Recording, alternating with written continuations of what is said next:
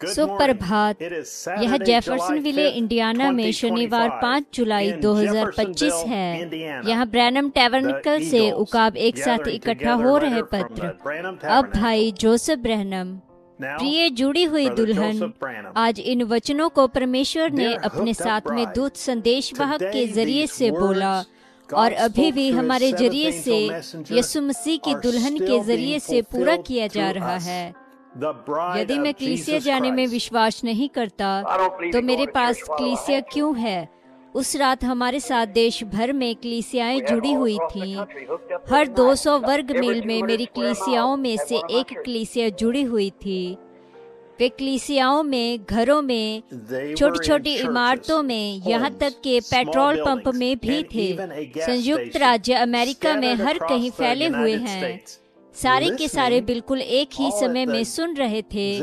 वचन प्रचार हो रहा था और आज हम भी उसकी कलीसियाओं में से एक हैं। वो अब भी हमारा पास्टर है। उसके वचन को अभी भी किसी अनुवाद की आवश्यकता नहीं है और हम अभी भी दुनिया भर में इकट्ठा होते हैं, जुड़ते हैं, परमेश्वर की आवाज को सुनते हुए जो यीशु मसीह की दुल्हन को सिद्ध करती है। आज के दिन यह वचन अब भी पूरा हो रहा है।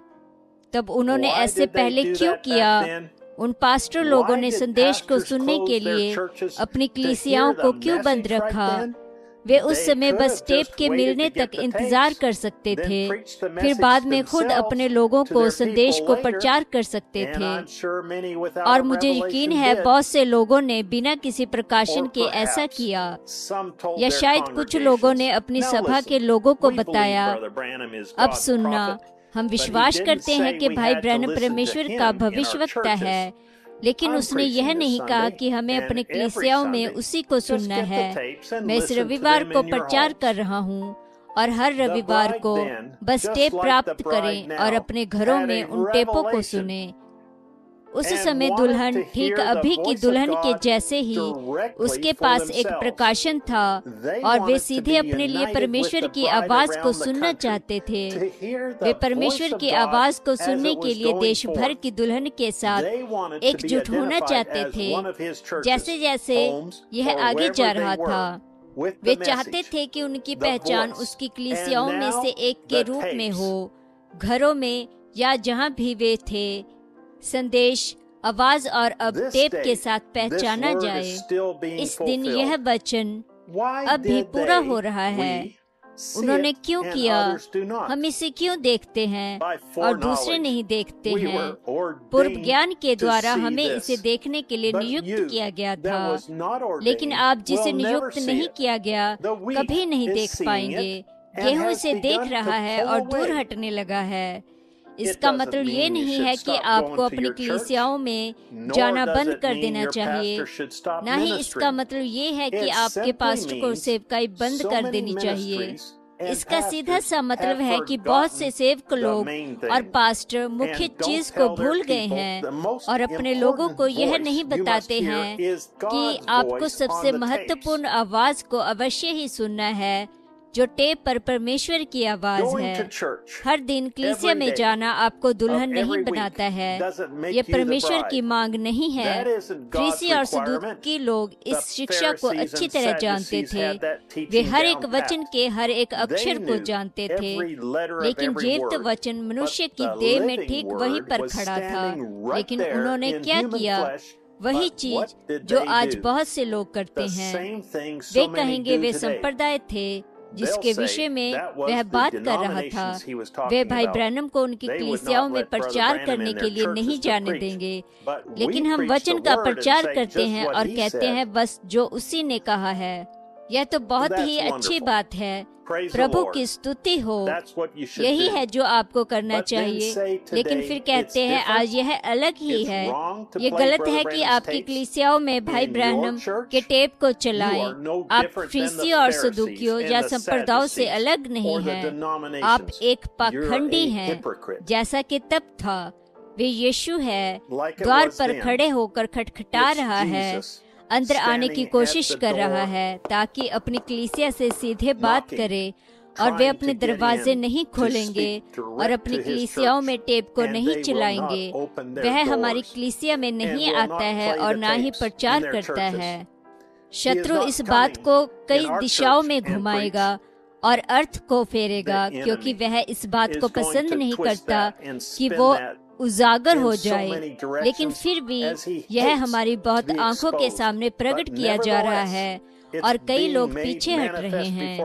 आदि में सभा के लोग कहते हैं वचन था और वचन परमेश्वर के साथ था और वचन परमेश्वर था और वचन देहधारी हुआ था और हमारे बीच में वास किया था।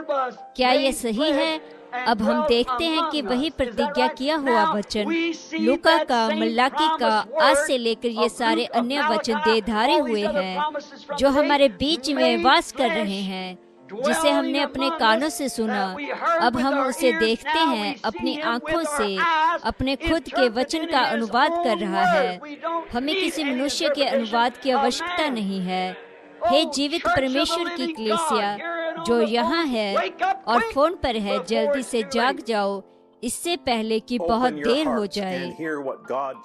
अपने हृदय को खोलें और सुने कि बस परमेश्वर ने आपसे क्या कहा उसके सभी कलीसियाओं से। अब हम उसे देखते हैं अपनी आंखों से, अपने वचन का अनुवाद करते हुए। हमें मनुष्य की किसी भी अनुवाद की आवश्यकता नहीं है। जाग जाओ इससे पहले कि बहुत देर हो जाए।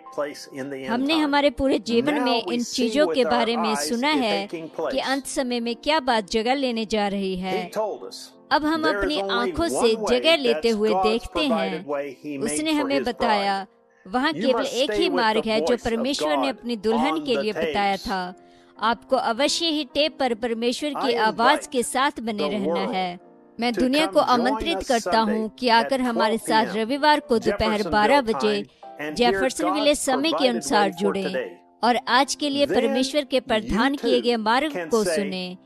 तब आप भी कह सकते हैं, मैंने तेरे विषय में सुना था पर अब मैंने तुझे देखा है। भाई जोसेफ ब्रैनम, संदेश 651127 ई। मैंने सुना है परंतु अब मैं देखता हूँ। वचन उत्पत्ति अध्याय 17, निर्गमन अध्याय 14 आयत 13 से 16, अय्यूब 14वां अध्याय और अय्यूब अध्याय 42 आयत 1 से 5, आमोस अध्याय 3 आयत 7, मरकुस अध्याय 11 आयत 22 से 26, मरकुस अध्याय 14 आयत 3 से 9, लूका अध्याय 17 आयत 28 से 30। मुझे यह कहते हुए बहुत खुशी हो रही है कि मैं अपने अनमोल स्वर्गदूत भविष्यवक्ता संदेशवाहक को हर सप्ताह सीधे परमेश्वर से बात करते हुए सुनकर बहुत संतुष्ट हूँ। अगली बार तक परमेश्वर आपको आशीष दे और शालोम।